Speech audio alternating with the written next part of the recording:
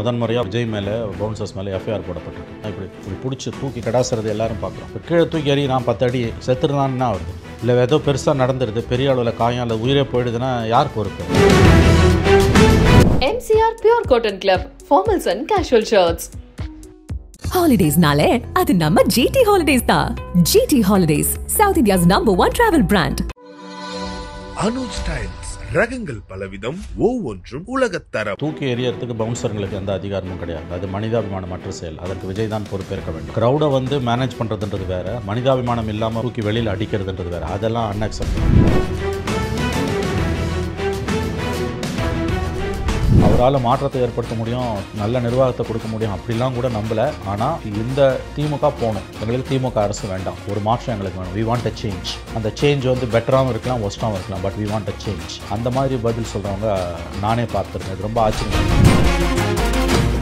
ஒரு ஸ்பாயில்ஸ் போட்டால் அவர் உருவெடுக்கிறார். அவரால் வெற்றி பெற முடியாது, பட் திமுக வெற்றி அவரால் கண்டிப்பாக சிதைக்க முடியும். அவர் வெற்றி பெற்று ஆட்சி அமைப்பது என்பது 99.99 விழுக்காடு சாத்தியமற்றது. 26ல் 31ல் நடக்கலாம். ஆனால் நிச்சயமாக அவர் கண்டிப்பாக திமுகவின் வெற்றி வாய்ப்புகளை சிதைப்பார். Stalin uncle, what uncle is very wrong uncle. Uncle Stalin அங்கிள்னு விஜய் அழைத்தால் சீமானுக்கு என்ன வந்தது? சீமானுக்கு அதுக்கு எந்த சம்பந்தம் இல்லை. நீங்கள் யார் முட்டு கொடுக்கறதுக்கு? திமுககாரன் முட்டு கொடுத்துட்டு போகிறான், திமுககாரன் பதில் சொல்லட்டும், திமுககாரன் எதிர்த்தாக்குதல் சொல்லட்டும். சீமானுக்கு என்ன வந்தது? நம்மளுடைய ஒரே அரசியல் எதிரி திமுக தான். பாதிப்பு திமுக விட அண்ணா திமுக கூட அதிகமாக இருக்கலாம். ஆனால் இன்றைக்கி பயம் அதிகமாக யாருக்கு இருக்குன்னா திமுக தான் இருக்குது. இப்போ அடுத்து அவர் ஏதோ பாத யாத்திரை போவார், மக்களை சந்திக்க போகிறாருன்னு ஒரு பரவலாக தகவல்கள் வருது. எல்லா அரசியல்வாதியும் அறிவாளியும் கிடையாது, எல்லா சினிமாக்காரனும் முட்டாளும் கிடையாது. மாநாடு நடந்த பிறகு அது ஒரு 2-3 நாளில் அந்த சலசலப்பு முடிஞ்சிரும் அப்படின்னு நினச்சிட்டு இருந்த தருணத்தில் இப்போ வரைக்கும் அதை பற்றி தான் பேச்சு ஓடிட்டு இருக்கு அப்படிங்கிறத பார்க்க முடியுது. இதோட காரணம் என்னவா இருக்கும்? அரசியல் கட்சிகள் தொடர்ந்து எதிர்ப்பு தெரிவிக்கிறதுனால இதோட டாக் இப்படியே இருந்துகிட்டு இருக்கா, இல்லை அவங்க அவ்வளோ பெரிய அலையை கிரியேட் பண்ணிட்டாங்களா? அது எப்படி எடுத்துக்கலாம்? நம்ம ஒரு தாக்கம் விஜயோட வருகையால் களத்தில் இருக்குன்றது உண்மை. அது கண்டிப்பாக அசம்பிளி எலெக்ஷனில் ஏதாவது ஒரு விதத்தில் எதிரொலிக்குன்றது உண்மை. அது கிரவுண்ட் சிச்சுவேஷன். அதை கிரவுண்டில் இருக்கக்கூடிய அரசியல் கட்சி தலைவர்கள் அதை எதிரொலிக்கிறாங்க. எல்லாரையும் ஏதோ ஒரு விதத்தில் விஜயோட வருகை என்பது பாதித்திருக்கிறது என்பது உண்மை. விஜய் ஜெயிக்கிறாரோ தோக்குறாரோ அது ரெண்டாவது விஷயம். அவர் தோக்கலாம் ஜெயிக்கலாம், நமக்கு அதை உறுதியாக சொல்ல முடியாது. ஏன்னா சில பேர் என்ன சொல்கிறாங்க, விஜயோட வருகையால் திமுக கூட்டணிக்கு தான் லாபம்லாம் பேச ஆரம்பிச்சிருக்காங்க. இது எப்படி இருந்தாலும் இன்றைய அளவில் அவர் ஒரு பெரிய தாக்கத்தை ஏற்படுத்தியிருக்கிறார் என்பது உண்மை. முக்கியமான கட்சிகளில் அது ஒரு பெரிய கிலியை ஏற்படுத்தியிருக்கிறது. திமுக அண்ணா திமுக ரெண்டு பேர்கிட்டையும் அது ஒரு கிலி, அச்சத்தை, பீதியை ஏற்படுத்தியிருக்கிறது. அண்ணா திமுக விட திமுக தான் பீதி அதிகம். நல்லா கவனிக்கணும். பாதிப்பு திமுக விட அண்ணா திமுக கூட அதிகமாக இருக்கலாம். ஆனால் இன்றைக்கி பயம் அதிகமாக யாருக்கு இருக்குன்னா திமுக தான் இருக்குது. ஏன்னா அவங்களுக்கு தான் இழக்கிறதுக்கு எல்லாமே இருக்குது. ஆகவே இந்த டாக் பெரிய அளவில் வர ஆரம்பித்திருப்பதற்கு காரணம் கிரவுண்டு சுச்சுவேஷன் அந்த மாதிரி இருக்குது. சில பேர் கேட்டாங்க, மீடியாலாம் ஏன் இவ்வளோ ஓவர் கவரேஜ் கொடுக்குறாங்க, ஓவர் கில் கொடுக்குறாங்க? அங்கே மதுரையில் போய் பிசிஆரே போட்டு யூனிட் போட்டு சில சேனல்ஸ்லாம் கவர் பண்ணியிருக்காங்க. இது எந்த விதத்தில் சரியாக இருக்கும்னா சொன்னால் அதில் வாட்ஸ் ராங் இன் இட். இது கிரவுண்டை அவங்க ரிஃப்ளெக்ட் பண்ணுறாங்க. இப்போ திமுக மாநாடு நடக்குதுன்னா போய் இதே மாதிரி மீடியா கவரேஜ் கொடுத்தாங்கன்னா அதை யாரும் கொஸ்டின் பண்ணுறதில்ல. ஆனால் புதுசாக வரக்கூடிய ஒருத்தருக்கு அப்படி கேட்கும்பொழுது ஏன் உங்களுக்கு அது ஒரு கோபத்தை, ஒரு எரிச்சலை ஏற்படுத்துது. ஆகவே அது ஒரு முக்கியமான ஒரு விஷயம். அந்த media coverage to Vijay is it proportionate to his பர்சனாலிட்டின்னு கேட்டால், கொடுக்கப்படுகிற ஊடக வெளிச்சத்துக்கு இணையாக அவருடைய செல்வாக்கு இருக்கிறதா என்று கேட்டால் ஒதுக்கி தள்ள முடியாத அளவுக்கு செல்வாக்கு இருக்கிறது. அதை நம்ம முதல்ல புரிஞ்சுக்கணும். ஏன் பேசுகிறாங்க அப்படின்னா பாதிப்பு இருக்குது அவங்களுக்கு.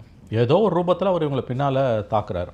அங்கே வந்தவங்க பல லட்சம் பேர்னு எல்லாரும் சொல்கிறாங்க. அது 5 லட்சமா 10 லட்சமா ஒரு லேக்ஸாக அது கண்டிப்பாக இருக்கும். அதை மாதிரி பல மடங்கு தொலைக்காட்சிகளில் அவருடைய அன்றைய பேச்சை பலரும் கேட்டிருக்காங்க. 10 கோடி பேர் அந்த பேச்சை கேட்டிருக்காங்க.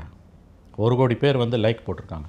இது எல்லாமே செயற்கையாக வந்தது என்று சொல்வது தவறானது, அறிவு நேர்மை இல்லாத ஒரு காரியம். Some impact is creating. அவருக்கு வந்த கூட்டம் ப்ளஸ் தொலைக்காட்சிகளில் அதை பார்த்தவங்க இந்த கேட்டகரியில் நான் சொல்லுவேன் ஒரு 3இல் 1 பங்கு, சரி பாதி கூட நான் சொல்லலை, 3இல் 1 பங்கு அவருக்கு வாக்களித்தா கூட நிலைமை தலைகீழாக மாறும். ஆகவே இந்த விவகாரம் என்பதை நாம் எப்படி பார்க்க வேண்டும் என்றால், ஒரு புதிய வருகை, புதிய தலைவர், அவர் ஒன்றும் பெருசாக சாதிச்சுடுவார்ன்ற நம்பிக்கையில் ஓட்டு போடுறதா கூட சொல்லலை. பல இளைஞர்களிடம் அவர் கேட்கும்பொழுது அவரால் மாற்றத்தை ஏற்படுத்த முடியும், நல்ல நிர்வாகத்தை கொடுக்க முடியும் அப்படிலாம் கூட நம்பலை. ஆனால் இந்த திமுக போகணும், எங்களுக்கு திமுக அரசு வேண்டாம், ஒரு மாற்றம் எங்களுக்கு வேணும். We want a change. அந்த சேஞ்ச் பெட்டராகவும் இருக்கலாம், ஒஸ்ட்டாகவும் இருக்கலாம், but we want a change. அந்த மாதிரி பதில் சொல்கிறவங்க நானே பார்த்துருக்கேன். இது ரொம்ப ஆச்சரியமாக இருக்குது. அவர் நல்ல நிர்வாகத்தை கொடுக்கணும்னு நம்பி தான் கடந்த காலங்களில் ஓட்டு போட்டிருக்காங்க, ஒரு மாற்றம் வரும்னு. இப்போ என்ன சொல்கிறாங்க, மாற்றம் வரும், ஆனால் நல்ல நிர்வாகத்தை கொடுப்பாரா இல்லையான்லாம் எங்களுக்கு தெரியாது, but still we want a change. This government has to go. இந்த மாநாட்டில் வந்து நடந்த எல்லா விஷயங்களும் ஒரு சர்ச்சையை தான் இங்கே வந்துட்டு உருவாக்கி இருக்கு அப்படிங்கிறத பார்க்க முடியுது. விஜய் அவர்கள் வெளியில் வரும்போதெல்லாம் அவரோட ரசிகர்கள் இது போன்ற விஷயத்தை தொடர்ந்து பண்ணுவார்களே, ஆனால் விஜய் அவர்கள் வந்து உள்ளே இருக்கிறது நல்லது அப்படின்னு பேசுறதும் இங்கே நம்மளால் பார்க்க முடியுது. இந்த ரசிகர்கள்னால, அதாவது தொண்டர்களாக மாறிக்கிட்டு இருக்கிற ரசிகர்கள்னால அவருக்கு என்னென்ன பிரச்சனைகள் இருந்தது? இது வந்து க்ரௌட் மேனேஜ்மெண்ட் ஒரு சீரியஸ் இஷ்யூ தான். அங்கே சேரை உடைச்சிட்டாங்க, ஏறி வந்தாங்க. இப்போ பவுன்சர்ஸ் வந்து 2 பேரை தூக்கி கடாசிருக்காங்க. அதில் ஒருத்தர் காதைப்பட்டவர் போய் எஃப்ஐஆர் கொடுத்த புகாரில் முதன்முறையாக விஜய் மேலே பவுன்சர்ஸ் மேலே எஃப்ஐஆர் போடப்பட்டிருக்கு. இவையெல்லாம் முக்கியமான நிகழ்வுகள். தூக்கி எறியறதுக்கு பவுன்சர்களுக்கு எந்த அதிகாரமும் கிடையாது. அது மனிதாபிமானமற்ற செயல். அதற்கு விஜய் தான் பொறுப்பேற்க வேண்டும். க்ரௌடை வந்து மேனேஜ் பண்ணுறதுன்றது வேறு, மனிதாபிமானம் இல்லாமல் வந்து தூக்கி வெளியில் அடிக்கிறதுன்றது வேறு. அதெல்லாம் அன்அக்செப்டபிள். அந்த இடத்துல விஜய் தன்னை திருத்திக் கொள்ள வேண்டும். இப்போ ராகுல் காந்தியோட பாதுகாவலர்கள் காவல்துறை, இவருக்கு வந்து சிஆர்பிஎஃப் ப்ளஸ் பவுன்சர்ஸ் இருக்காங்க. இதே சிஆர்பிஎஃப் தூக்கி அடிச்சிருந்தா கேஸ் வராது, பவுன்சர்ஸ் அடித்தா கேஸ் வரும். அவங்களுக்கு என்ன லீகல் மேண்டேட் இருக்குன்றது பெரிய கொஸ்டின் மார்க். ஆகவே அந்த மாதிரி அடிப்படுறவங்கள ராகுல் காந்தி போய் அவங்கள மன்னிப்பு கேட்குறாரு, அவங்கக்கிட்ட கை குலுக்குறாரு, அவங்கள கட்டி பிடிச்சி ஆறுதல் சொல்கிறார். அந்த மாதிரி எதுவுமே விஜய் கிட்ட இல்லை. அவர் பார் தூக்கி எறிகிறாங்க, அவர் போய்கிட்டே இருக்காரு. இல்லை, அந்த வீடியோ நம்ம உற்று பார்த்தோம் அப்படின்னா அவரே வந்துட்டு ஷாக் ஆகிட்டாரு அவர் தூக்கி போடும்போது. அப்படிங்கிறத நம்ம கொஞ்சம் உத்து பார்த்தோன்னா தெரியும். ஷாக் ஆகிட்டாரு அவர் வந்துட்டு மெதுவா அப்படின்னு செய்கை செய்கிறத பார்க்க முடிஞ்சிச்சு. அண்ட் அதில் இப்போ இருக்க கான்ட்ரவர்சி என்னன்னா, தூக்கி எறிஞ்சது வந்து என்னதான் ஒருத்தர் சொல்கிறாரு, இல்லை அது நான் தான் இன்னொருத்தர் சொல்கிறாரு. இதில் எது உண்மை எது பொய்ங்கிறது தெரில. ஆனால் இதுக்கு பின்னாடி ஆளுங்கட்சி இருக்கிறதா தாவேகாவினர் வந்து சொல்கிறாங்க. இல்லைங்க, இதுக்கு பின்னால் ஆளுங்கட்சியே கூட இருக்கட்டும். நம்ம எல்லாரும் பார்த்த விஷுவல், அவர் இப்படி கையை பிடிச்சி, இந்த கமல் படம் மைக்கேல் மதன காமராஜன் 35 வருஷம்னால வந்த படம், அதில் பீம்னு ஒரு கேரக்டர் வரும். இந்த மாதிரி இப்படி பிடிச்சி தூக்கி கடாசுறது எல்லாரும் பார்க்குறோம். இப்போ காகிதத்தை தூக்கி எறிகிற மாதிரி எறிகிறாங்க. அது அன்அக்செப்டபிள். அதுக்கெல்லாம் ஒரு நாகரிக நாட்டில் இடமே கிடையாது. ஆனால் அந்த சம்பவம் உண்மை. இப்போ கீழே தூக்கி எறி, நான் 10 அடி செத்துருந்தான்னு என்ன வருது? இல்லை ஏதோ பெருசாக நடந்துருது, பெரிய அளவில் காயம், இல்லை உயிரே போயிடுதுன்னா யார் பொறுப்பு? அப்போ இந்த ஆபத்தையும் விஜய் உணர வேண்டும். இந்த க்ரௌடு மேனேஜ்மெண்ட் அவருக்கு ஒரு சிக்கல். அதை இன்னும் எப்படி அவர் அணுக போகிறாருன்றது முக்கியமான விஷயம்தான். மக்கள்கிட்ட போகும்பொழுது அவர் வந்து இன்னும் கூடுதலாக கவனத்தோடு இருக்கணும். அவர் எங்கே போனாலும் கூட்டம் வருது, அதுக்காகவே வந்து மக்கள்கிட்ட நான் போகாமல் வீட்டுக்குள்ளேயே இருப்பேன்னு ஒர்க் ஃப்ரம் ஹோம் பாலிடிக்ஸ்லாம் அவர் பண்ண முடியாது. இதையும் நம்ம கவனத்தில் கொள்ள வேண்டும். ஆகவே இதில் இருக்கக்கூடிய ஒரு பெரிய சிக்கல் என்னன்னு கேட்டிங்கன்னா, அவருடைய அரசியல் என்பது அடுத்தடுத்த கட்டங்களுக்கு போகும்போது புதிய பிரச்சனைகளை சந்திக்க வேண்டியிருக்கும். ஆனால் அவர் வரணும். இப்போ போனார், இப்போ அடுத்து இப்போ போய் ஒரு வாரம் அது ஆளே காணும். இப்போ இன்னும் ஒரு மாதம் பொறுத்து ஏதாவது ஒரு கூட்டத்துக்கு வந்து அப்படியே போயிட்டாருன்னா, மந்த்லி ஒன்ஸ் வந்துட்டு போகிற மன் கி பாத் மோடி ரேடியோவில் பேசிட்டு போகிற மாதிரி ஒரு மாதம் ஒரு தடவை, 2 மாதத்துக்கு ஒரு தடவை வெளியில் வரது, ஒரு 3 மணி நேரம் இருக்குது, அப்புறம் பரந்தூரில் வீட்டுக்குள்ளேயே போயிடுறதுன்றது வந்து அந்த அரசியல் எடுப்படாது. இப்போ அடுத்து அவர் ஏதோ பாத யாத்திரை போவார், மக்களை சந்திக்க போகிறாருன்னு ஒரு பரவலாக தகவல்கள் வருது. அவர் கூட அன்றைக்கி பேசும்போது சொன்னார், நான் இது வரைக்கும் அரசியலே பண்ணலை, நான் அரசியலுக்கு வந்து மக்கள்கிட்ட போகும்போது உங்களுடைய அப்போ எப்படி தூக்கமற்ற இரவுகளை நீங்கள் கழிப்பீர்கள்னு பேசுகிறார் அவர். ஸோ அவர் மக்கள்கிட்ட போகணும், அது ரொம்ப முக்கியமானது. ஆடிக்கு ஒரு தடவை அமாவாசைக்கு ஒரு தடவைன்ற மாதிரி வந்துட்டு போனார்னா, இப்போ இந்த 9 மாதத்தில் 5 தடவை தான் வெளியில் வந்திருக்காரு. அக்டோபர் 27க்கும் ஆகஸ்ட் 21க்கும் நடுப்புற 9 மாதத்தில் இந்த 2 நிகழ்வுகளை தாண்டி 3 நிகழ்வுகள் தான். Parandur, custodial death protest, Vikatan புத்தக வெளியீட்டு விழா, இவ்வளோ தான். 9 மாதத்தில் 5 தடவை தான் நீங்கள் தெருவுக்கு வருவீங்கன்னா என்ன அரசியல் தலைவர்? இது வேலைக்கு ஆகாது. எலெக்ஷன் டைம் வேறு. இது நீங்கள் வந்து மக்கள் கூடுறாங்க அதனால் நான் வரலன்னா அதெல்லாம் கதை சாக்கு. அதை சமாளிக்கணும், எப்படியாவது அதை சமாளிக்கணும். அதுக்கு விஞ்ஞான ரீதியான அணுகுமுறைகள் வேணும். நீங்கள் ஒரு வேண்டுகோள் விடுக்கணும், பேசணும். முதல்ல மீடியா கிட்ட நீங்கள் பேசணும். ஒரு தடவை கூட மீடியா கிட்ட பேசலாம்னா நீங்கள் என்ன அரசியல்வாதி? இந்த பிரச்சனைகளை தான் மீடியா கிட்ட பேசுறது மூலமாக தவிர்க்க முடியும். தொடர்ந்து அவர் மீடியா கிட்ட பேசுகிறாரு, நான் கேட்டுக்கொள்கிறேன்னா கொஞ்சமாவது அடங்குவாங்க. அந்த மேடையில் இருக்கும்போதே அவர் பண்ணியிருக்கலாமோ அப்படின்னு நம்மளுக்கு தோன்ற விஷயம் தான். அன்றைக்கி நம்ம வந்து அவர் பேசுனது பற்றிலாம் நிறைய விஷயங்கள் பேசினோம். பட் இந்த ஆஃப்டர் எஃபெக்ட்ஸ்னு சில விஷயங்கள் பார்க்கும்போது, மேடையில் இருக்கும்போதே நீங்கள் இங்கே இறங்குங்க, நீங்கள் அங்கே போகாதீங்கன்னு ஒரு தலைவராக சொல்கிறதுல என்ன தவறு இருக்கும்? ஏன் அதை சொல்ல மாட்டேங்கிறாரு? அவர் தான் கேட்கணும். நல்ல கேள்வி. ஆனால் நீங்கள் கேட்க வேண்டியது விஜய் தான். இது அன்அக்செப்டபிள். இந்த அணுகுமுறை அவருக்கு சிக்கலை தான் கொண்டு வரும். ஏன்னா மிகப்பெரிய அளவில் கூட்டம் வருதுன்னா, கட்டுப்படுத்துறதுக்கு திணறாங்கன்னா, அவர் மீடியாவில் பேசி வேண்டுகோள் விடுப்பதன் மூலம் அதை ஓரளவு கட்டுப்படுத்தலாம். மைக்கில் சொல்கிறதால இல்லை, அதுக்கு முன்னாலேயே 10 நாள் தினம் வந்து ஒரு டிவியில் பேசணும், ப்ரெஸ் மீட் கொடுக்கணும். ஸ்ட்ரிக்டாக நான் சொல்கிறேன்னு சொன்னால் மக்கள் கண்டிப்பாக கேட்பாங்க. மீடியா கிட்ட அவர் பேசாததோட விளைவு தான் கட்டுப்பாடற்ற ஒழுங்கினமற்ற முறையில் அந்த கூட்டம் நடந்து கொள்வது, ரசிகர்கள் நடந்து கொள்வது. இது direct fallout of his aloofness from media கிட்ட வந்து அவர் ஒதுங்கி இருப்பதனோட விளைவு தான் இது. அப்படி தான் நான் இதை பார்க்குறேன். மீடியா கிட்ட பேசாமல் நீங்கள் எப்படி அரசியல் பண்ணுவீங்க? நான் கேட்குறேன். நீங்கள் என்ன மோடி கூட ஒரு கட்டமைப்பு இருக்குது, பிஜேபியும் ஆர்எஸ்எஸும் இருக்குது. பிஜேபியில் எல்லாரும் பேசுகிறாங்க, அமித்ஷா உட்பட எல்லாரும் பேசுகிறாங்க. ஒரு மோடி தான், எல்லாரும் ஒன்றும் மோடி ஆகிட முடியாது. ஆகவே இந்த ஆங்கிளில் பார்க்கும்பொழுது கடந்த ஒரு வாரமாயும் இந்த பேச்சு தொடருது. கரெக்டாக என்னோட ஒரு வாரம் முடியுது, இன்னமும் இந்த பேச்சு தொடருது அப்படின்னா அவர் இதுக்கெல்லாம் ஒரு முடிவு கட்டணும். ஏன்னா உண்மையான அரசியலில் அவர் ஈடுபடுவதை இந்த மாதிரியான சைடு இஷ்யூஸ் வந்து அட்டென்ஷனை டைவர்ட் பண்ணுது. இதனால் யாருக்கும் பிரயோஜனம் கிடையாது, அவருக்கும் பிரயோஜனம் கிடையாது. ஆகவே அவர் விழிப்புடன் இருப்பதும் தன்னுடைய பாதை குறித்த மறுபரிசீலனை செய்வதும் அவருக்கும் நல்லது, மற்றவர்களுக்கும் நல்லது. நிச்சயமா. இதில் நம்ம அடுத்ததாக பார்க்க வேண்டியது, நம்ம தொடர்ந்து சொல்லிட்டு இருந்தோம் இது போன்று ஆணவ படுகொலைக்கு எதிராக அவங்க பேசவே இல்லைன்னு. இங்கே யாருமே பேசல, மீடியாவை சந்திக்கல, ஒரு அறிக்கை கொடுக்கல. ஆனால் டைரெக்டாக வந்துட்டு போய் வழக்கு தொடுத்துருக்காங்க. இது மாதிரி உத்தரவிட வேண்டும், ஆணவ கொலைக்கு எதிராக சட்டம் ஏற்றுவதற்காக உத்தரவிட வேண்டும்னு ஆதவ அர்ஜுனா வழக்கு தொடர்ந்துருக்கிறாரு டிவிகே சார்பா. இதை எப்படி எடுத்துக்கலாம்? எல்லாத்துக்கும் நீதிமன்றம் போக முடியாது, பாலிசி டிசிஷனில் நீதிமன்றத்தில் போய் இது பண்ண முடியாது. இது வந்து செஞ்ச தவிர மறைக்கிறதுக்கு அவங்க வேஷம் கட்டுறாங்க. ஃபஸ்ட்டு பொலிட்டிக்கல் ரியாக்ஷன் அவங்க பாஸ் கிட்டேருந்து வரணும். ஆதவ அர்ஜுனா என்ன பண்ணுறாருன்றது ரெண்டாவது. ஆதவ அர்ஜுனா ஒன்றும் தாவேகாவோட தலைவர் கிடையாது, தாவேகாவோட தலைவர் விஜய். கோர்ட்டுக்கு போகிறதுலாம் ஃபைனலுங்க, இது பொலிட்டிக்கல் ப்ராப்ளம். நீ மக்கள்கிட்ட முதல்ல கருத்து தெரிவிக்கணும்.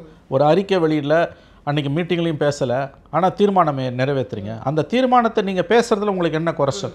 முக்கியமான இஷ்யூஸில் நீங்கள் வாயை திறந்து பேசணும், அறிக்கை கொடுக்கணும் உங்கள் பேரில்.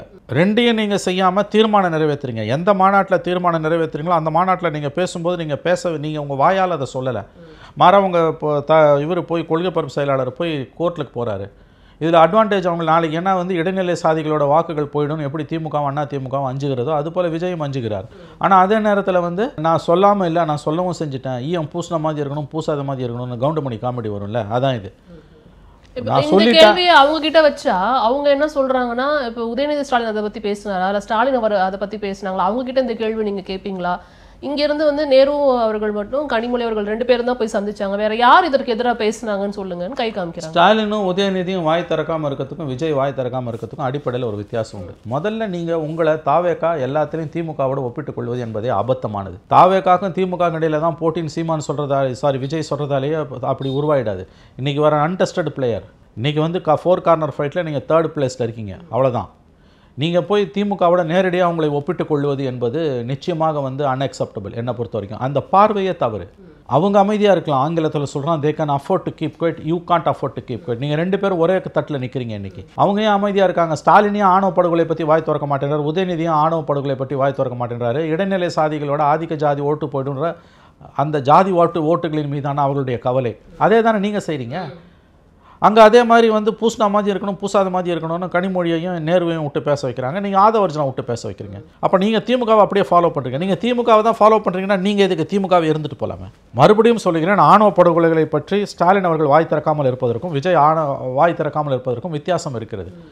ஸ்டாலின் இருக்கலாங்க, அது ஒரு பெரிய கட்சி, நாளைக்கு எப்படி வேணால் புரட்டிப்பாங்க. நாளைக்கு வாக்கு வங்கி இந்த பக்கம் திரும்பினா ஆணவ படுகொலை ஒரு சட்டத்தை ஏற்றுட்டு போயிடுவாங்க. அடிப்படையான விஷயம் நீங்கள் கருத்து தெரிவிச்சிங்களா இல்லையா, அவ்வளோதான்.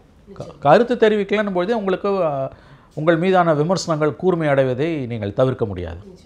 நம்ம ஆல்ரெடி பேசினது முதல் மாநாட்டிலையும் கூட்டணி அழைப்பு விடுத்திருந்தார், 2வது மாநாட்டிலையும் கூட்டணி அழைப்பு. இப்போ வரைக்கும் எந்த கூட்டணி கட்சிகளும் அவர் கதவை திறக்கலை அப்படிங்கிறத பார்க்க முடியுது. அம்மா மக்கள் முன்னேற்ற கழகத்திலிருந்து 2006 திரு விஜயகாந்த் அவர்கள் என்ன ஒரு இம்பாக்ட் கிரியேட் பண்ணாரோ 2026 திரு விஜய் அவர்கள் அதே இம்பாக்டை கிரியேட் பண்ணுவாருன்னு டிடிவி தினகரன் அவர்கள் சொல்லியிருக்கிறாங்க. இது எப்படி பார்க்கலாம் நம்ம? ஒருவேளை அவர் அங்கே போகிறதுக்கு வாய்ப்பு இருக்கு? நம்ம இல்லை, அவர் அங்கே போகிறதுக்கு வாய்ப்பு இருக்கா இல்லையான்னு எனக்கு தெரியாது. போக வாய்ப்பும் இருக்கலாம், இல்லாமலும் இருக்கலாம். ஏன்னா வந்து அரசியல்வாதிகள் எது பேசினாலும் அதில் ஒரு உள்நோக்கம் இல்லாமல் பேச மாட்டாங்க. விஜய் அணிக்கு டிடிவி போவதற்கான வாய்ப்புகள் இல்லை என்று நான் சொல்ல மாட்டேன், இருந்தால் அதில் ஆச்சரியம் இல்லை. ஆனால் அவரோட நோக்கம் எதுவாக வேணா இருந்துட்டு போட்டோம். அரசியல்வாதிகளுக்கு எந்த கருத்து தெரிவித்தாலும் எலெக்ஷன் டைமில் குறிப்பாக சுயநல நோக்கம் இருக்கும் என்பதை நான் ஒப்புக்கொள்கிறேன். அவர் எப்படி வேணால் போயிட்டு போட்டோம். ஆனால் அவர் எழுப்பின கேள்வி ரொம்ப முக்கியமானது. 2006 விஜயகாந்தோட வருகையால் திமுகவுக்கு தனி மெஜாரிட்டி கிடைக்காம போச்சு. விஜயோட வருகையால் 2026 யாருக்கும் மெஜாரிட்டி கிடைக்காம ஒரு தொங்கு சட்டமன்றம் அமைய போகிறது, ஃபோட்டோ ஃபினிஷ் அல்லது தொங்கு சட்டமன்றம் அமைய போகிறது என்பது பரவலான கருத்தாக இருக்கிறது. அதை நான் ஏற்றுக்கொள்கிறேன். 2026 2006 மாதிரி வந்து தொங்கு சட்டமன்றம் அமையும், திமுகவுக்கு வந்து மெஜாரிட்டி கிடைக்காது, ஒரு மைனாரிட்டி கவர்மெண்ட்டாக வந்து நிற்கும் அல்லது ஆட்சி மாற்றம் ஏற்படும். ஃபுல் மெஜாரிட்டியோட 118 சீட்டெல்லாம் வாங்கி அவங்க ஜெயிப்பது என்பதெல்லாம் அறவே சாத்தியமற்றது நான் உறுதியாக நம்புகிறேன். அப்போ இங்கே யார் ஜெயிக்க போகிறாங்கிற முடிவு பண்ணுற இடத்துல திரு விஜய் அவரோட கட்சி எக்ஸாக்ட்லி ஒரு ஸ்பாயில்ஸ் போட்டால் அவர் உருவெடுக்கிறார். அவரால் வெற்றி பெற முடியாது, பட் திமுக வெற்றி அவரால் கண்டிப்பாக சிதைக்க முடியும். அவர் வெற்றி பெற்று ஆட்சி அமைப்பது என்பது 99.99 விழுக்காடு சாத்தியமற்றது. 26 31 நடக்கலாம். ஆனால் நிச்சயமாக அதே அளவுக்கு என்னால் உறுதியாக சொல்ல முடியும், 100% இன்னும் 1% மேலே போய் சொல்ல முடியும், அவர் வந்து கண்டிப்பாக திமுகவின் வெற்றி வாய்ப்புகளை சிதைப்பார். தோற்கடிக்க மாட்டார், தோற்கடிக்க முடியாது, ஆனால் திமுகவின் வெற்றி வாய்ப்புகளை விஜய் சிதைப்பார். 118 வாங்கணும் திமுக, அது மிக மிக அதற்கு வாய்ப்பு குறைவு. அவங்க அலைன்ஸ் ஆசச் மெஜாரிட்டி வாங்கலாமே ஒழிய அவங்களுக்கு திமுகவுக்கு தனி மெஜாரிட்டி கிடைப்பதற்கான வாய்ப்பு மிக மிக மிக குறைவு. கடந்த 53 ஆண்டுகளில் ஒரு முறைக்கு கூட திமுக பேக் டு பேக் கவர்மெண்ட் வந்ததில்லை. வெற்றி பெற்ற 3 தேர்தல் 11 தேர்தல்களில் 3 தேர்தலில் வெற்றி பெற்றதில் 2 தேர்தலில் தான் வந்து அவங்க வந்து தனி மெஜாரிட்டியோடு இருந்திருக்காங்க. ஒரு தேர்தலில் வந்து 2006 மைனாரிட்டி கவர்மெண்ட் தான் வந்திருக்குது. ஆகவே வரலாறு நெடுக நாம் பார்ப்போமே ஆனால், ஏனெனில் எதிர்காலத்தை கணிப்பதற்கு கடந்த கால வரலாறு நமக்கு நிச்சயம் தேவை. அப்படி பார்த்தால் தமிழ்நாட்டில் ஒன்று ஆட்சி மாற்றம் உறுதியாக நிகழும், அல்லது யாருக்கும் மெஜாரிட்டி இல்லாத திமுகவுக்கு சிங்கிள் லார்ஜஸ்ட் பார்ட்டி என்ற அந்தஸ்துடன் ஒரு தொங்கு சட்டமன்றம் அமையும்.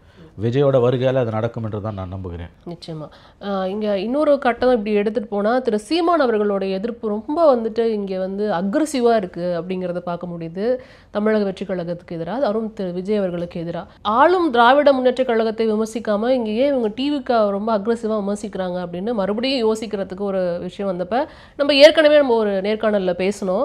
சந்திப்புக்கு பிறகு, அதாவது ஸ்டாலின் அவர்களோட சந்திப்பிற்கு பிறகு சீமான் அவர்கள் மேபி இந்த விஷயத்தை வந்து கூர்மைப்படுத்தலாம், டிவிக்கு எதிராக தன்னுடைய விமர்சனத்தை கூர்மைப்படுத்தலாம்னு பேசணும். அது நடந்துட்டு இருக்கு அப்படிங்கிற மாதிரி தோணுது. அதை எப்படி எடுத்துக்கலாம் சார்? நிச்சயமாக அவருடைய சீமானுடைய இந்த அரசியல் பாதைக்கும் போக்குகளுக்கும் ஸ்டாலினை அவர் சந்தித்த சந்திப்புக்கும் இடையில் தொடர்பு இல்லை என்று நாம் சொல்ல முடியாது. அந்த சந்திப்பை ஒதுக்கி வைத்துவிட்டு அவருடைய நிலைப்பாட்டை நாம் பேச முடியாது. அதில் எனக்கு எந்த மாற்று கருத்தும் இல்லை. அவர் ஏன் பேசுகிறாருன்றதுக்கான பதில் அவருடைய பேச்சிலே இருக்குது. பிரதான எதிரி திமுகவா தாவேக்காவா? தாவேக்கா மேலே உங்களுக்கு 1000 விமர்சனம் இருக்கலாம், பலருக்கும் இருக்குது. பட் அதிகமாக திமுகவை விமர்சிக்காமல் தாவேக்காவை விமர்சிப்பது மூலமாக சீமான் என்ன சாதிக்க போகிறார்? அங்கிள் ஸ்டாலின் அங்கிள்னு விஜய் அழைத்தால் சீமானுக்கு என்ன வந்தது? சீமானுக்கு அதுக்கு எந்த சம்மந்தம் இல்லை. நீங்கள் யார் முட்டு கொடுக்கறதுக்கு? அதுக்கு திமுககாரன் முட்டு கொடுத்துட்டு போகிறான், திமுககாரன் பதில் சொல்லட்டும், திமுககாரன் எதிர்த்தாக்குதல் சொல்லட்டும். சீமானுக்கு என்ன வந்தது? இப்படி பார்த்தால் பெரியாரையும் கருணாநிதியையும் திராவிட இயக்கங்களையும் சீமான் பேசாத பேச்சா? நாங்கள் ஆட்சிக்கு வந்தாலும் இதில் இருக்கக்கூடிய சமாதிகளை எல்லாம் தோண்டி எடுப்போம், கலைஞர் சமாதி உட்பட தோண்டி எடுப்போம்னு பேசினவர் தான் அவர் இல்லையா? பெரியார் மண்ணு, பெரியாரே மண்ணுன்னு பேசினவர். அப்புறம் இப்போ வந்து திமுகவுக்கு முட்டு கொடுக்க வேண்டிய அவசியம் சீமானுக்கு என்ன வந்தது? தம்பிமார்கள் தான் புரிந்து கொள்ள வேண்டும். நீங்கள் என்றைக்கு ஒரு அக்யூட் பொலிட்டிக்கல் நெசசிட்டியில் நீங்கள் ஆளுங்கட்சியை விட்டுட்டு புதியதாக வந்த ஒரு கட்சியை, ஆளும் கட்சிக்கு சவால் விடுகிற ஒரு கட்சியை நோக்கி உங்களுடைய பார்வை திரும்புகிறதோ அன்றைக்கே நீங்கள் வந்து தடம் புரள ஆரம்பித்து விட்டீர்கள் என்ற அர்த்தம். நான் அப்படி தான் பார்க்குறேன். நீங்கள் திமுகவை எதிர்க்கிறதுக்கு உங்களுக்கு 1000 காரணம் இருக்குது, விஜய்க்கு 1000 காரணம் இருக்குது. உங்கள் தாக்குதல் திமுகவை நோக்கி இருக்குன்னாமே ஒழிய விஜயை நோக்கி அந்த தாக்குதல் திரும்புதுன்னா அங்கே சம்திங் இன்ட்ரெஸ்டிங். இது எப்போ நடக்குதுன்னா, நீங்கள் ஸ்டாலினை போய் சந்திச்சுட்டு வந்த பிறகு நடக்குது. அது வெறும் கொசலம் விசாரிப்பு கிடையாது, இது அரசியல் தான் அப்பயே விவரம் அறிந்தவர்கள் சொன்னாங்க. அந்த கூற்றை இன்று நீங்கள் நிரூபித்து கொண்டிருக்கிறீர்கள். உங்களால் வந்து திமுகவை எதிர்த்து ஒரு அக்ரெசிவான பாலிடிக்ஸ் பண்ணுறதுல ஏதோ ஒரு தேக்க நிலை வந்திருக்கிறது என்பதை தான் இது காட்டுகிறது. அதை விட முக்கியமாக உங்கள் வாக்கு வங்கியில் ஏதோ ஒரு சிதறல் வந்திருக்கிறது. நான் என்ன சொல்கிறேன், விஜயை வந்து நீங்கள் ஏற்றுக்கணும்னு அவசியம் இல்லை. விஜயை நீங்கள் வந்து முழுவதும் கூட நிராகரிக்கலாம், விமர்சனம் பண்ணலாம். ஆனால் திமுகவை விட உங்கள் தாக்குதல் விஜய் மேலே அதிகமாக போகுதுன்னா அப்போ கண்டிப்பாக வந்து எல்லாருக்கும் சந்தேகம் எழுவது என்பது இயல்பானது தான். நிச்சயமாக நம்ம கூட்டணி கொடுத்து பேசிகிட்டு இருக்கிறோம். இது வந்து எப்படி போக போகுதுங்கிறது போக போக தான் கண்டிப்பாக தெரியும். ஆனால் இங்கே வந்து தமிழகத்தில் இருக்க எல்லா தலைவர்களும் இங்கே வந்து ஒட்டுமொத்தமாக டிவிக்கு எதிராக நிற்கிறாங்க அப்படிங்கிறத பார்க்க முடியுது. எல்லாருமே அந்த கட்சி மேலே தொடர்ந்து விமர்சனத்தை வைத்துட்டு இருக்காங்க அப்படிங்கிறத பார்க்க முடியுது. இது அவங்களுக்கு சாதகமாக இல்லை வந்து பாதகமாக, அதை எப்படி எடுத்துக்கலாம் சார் நம்ம? ஒரு விஷயம் மேடம், நான் அதை தெளிவாக உங்களுக்கு சொல்கிறேன். விஜய் தெளிவாக இருக்க வேண்டிய ஒரு விஷயம் என்னென்னா, மைண்ட் அளவில் அவர் வந்து கிறிஸ்டல் கிளியர் இருக்க வேண்டிய ஒரு விஷயம் என்னென்னா, அவருடைய எதிரி திமுகவா அல்லது அண்ணா திமுகவா? அவருடைய எதிரி திமுக அல்லது அண்ணா திமுக, ரெண்டில் ஒன்று தான். எனக்கு 2 பேருமே சமமான எதிரிகள்னு அவர் சொன்னார்னால அவரை வந்து திமுக, இன்றைக்கி இருக்க திமுக அவரை கபலீகரம் பண்ணிடும், விழுங்கிடும்.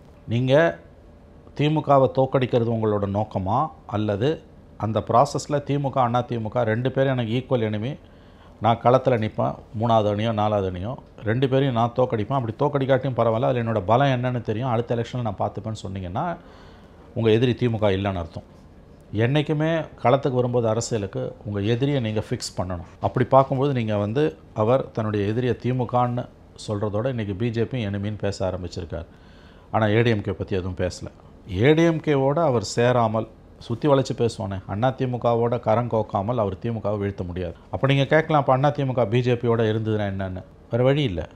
நோக்கம் திமுகவை வீழ்த்தணுன்னா நல்லா புரிஞ்சுக்கோங்க, பாலிட்டிக்ஸில் உங்கள் எனிமி யாருன்னு நீங்கள் முதல்ல ஃபிக்ஸ் பண்ணணும் ஜெயிக்கிறதுக்கு. ஃபிக்ஸ் பண்ணிவிட்டு அதுக்கான வேலைகளை செய்யணும்.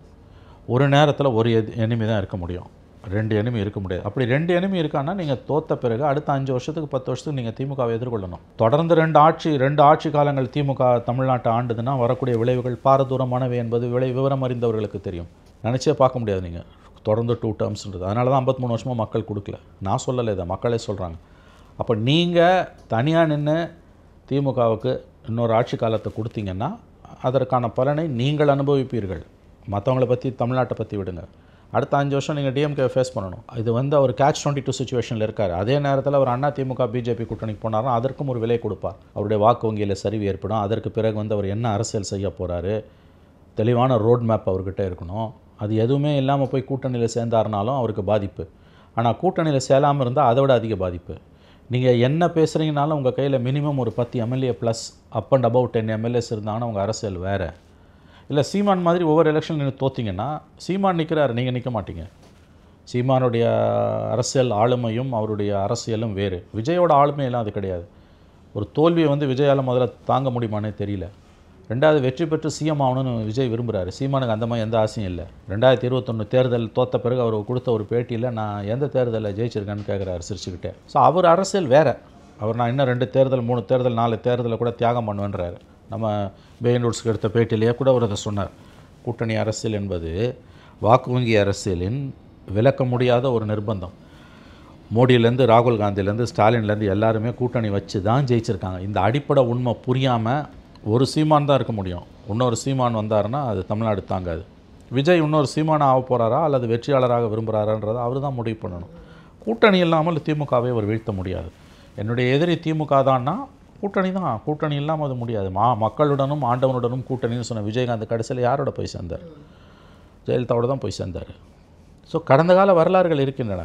தனியாக நின்னார்னா அவர் விஜய் வந்து கண்டிப்பாக தோல்வியை தழுவார். அவர் ஸ்பாயில்ஸ் போட்டாக இருப்பார், அவர் ரெக்கராக இருப்பார், டிஸ்ரப்டராக இருப்பார். பலன் வந்து திமுக அண்ணா திமுகன்றது தான் $1 மில்லியன் கொஸ்டின். இதில் வந்து நம்ம பார்க்க வேண்டியது என்னென்னா, அவர் கூட்டணி வைக்க மாட்டேங்கிறத தெளிவாக சொல்லிட்டார். மறைமுகமாகவோ நேரடியாகவோ கூட்டணி கிடையாது அப்படிங்கிறத நம்ம பாஜகவுக்கு பக்கத்தில் யாரும் கட்சியில் இருந்தால், பாஜக கூட்டணியில் யார் இருந்தாலும் அவங்க சேர மாட்டாருங்கிற மாதிரி தான் அதை எடுத்துக்கணும். கண்டிப்பாக அது நடக்கிறதுக்கு வாய்ப்பு இல்லைங்கிற மாதிரி தான் பார்க்கணும். இப்படி ஒரு சப்போஸ் இந்த ரிசல்ட்ஸ் வந்து வேறு மாதிரி வருது, நெகட்டிவாக வருது அப்படின்னா 5 வருஷம் வந்துட்டு இவர் எப்படி வந்து அதை கடந்து போவார், 31 வரைக்கும் எப்படி கடந்து போவாருங்கிறது ஒரு பெரிய டவுட்டு. அப்போ இங்கே ஒரு கம்பேரிசன் ஓடிட்டு இருக்குல்ல, சிரஞ்சீவி அவர்கள் கட்சி ஆரம்பிக்கும் போது நீங்கள் பார்த்தீங்களா அவருக்கு எவ்வளோ கும்பல் இருந்ததுன்னு பார்த்தீங்களா? இப்போ அவர் எங்கே இருக்கார்? கட்சியை காங்கிரஸோட நினச்சிட்டு போயிட்டார் அப்படிங்கிறாங்க.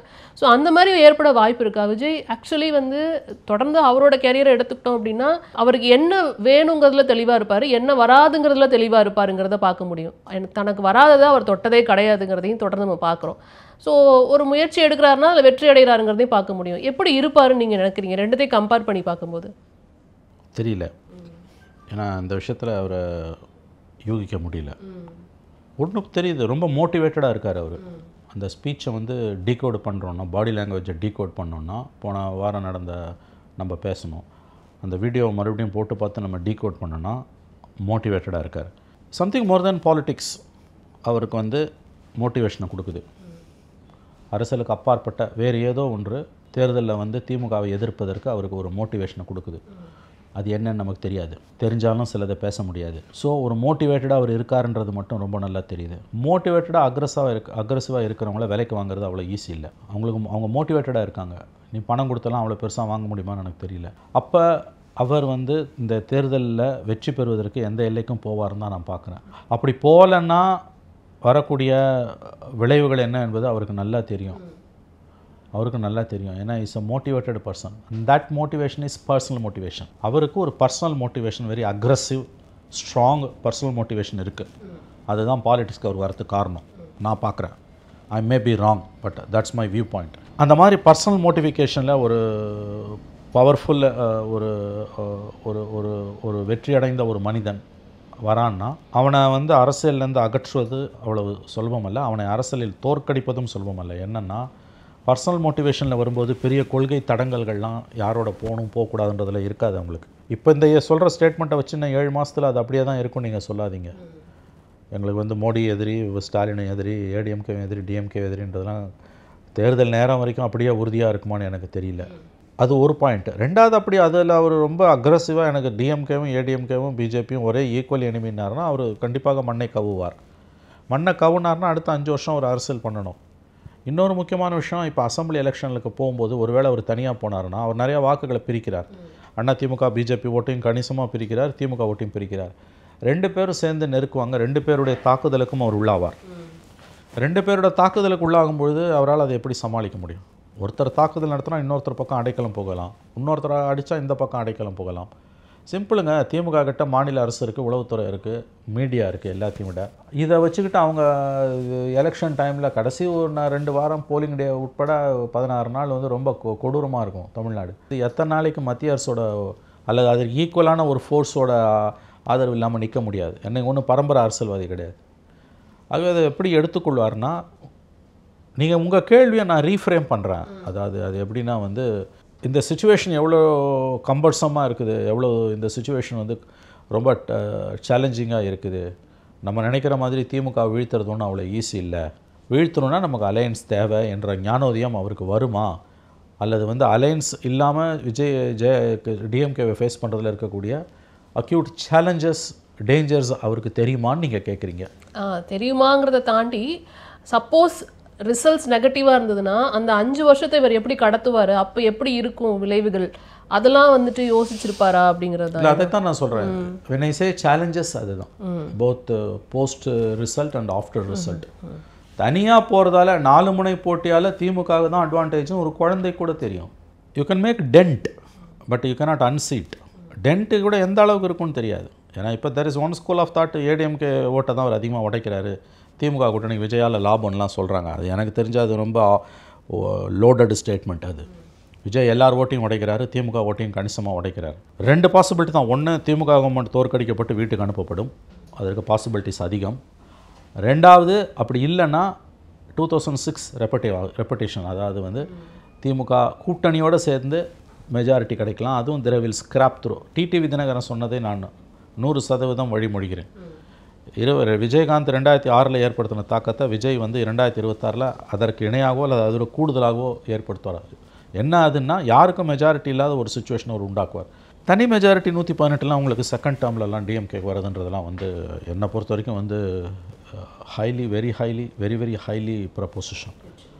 MCR Pure Cotton Club, formals and casual shirts. Holidays-nale, அது நம்ம GT Holidays தான். GT Holidays, South India's #1 travel brand. Anuj styles ரகங்கள் பலவிதம், ஒவ்வொன்றும் உலகத்தரம்.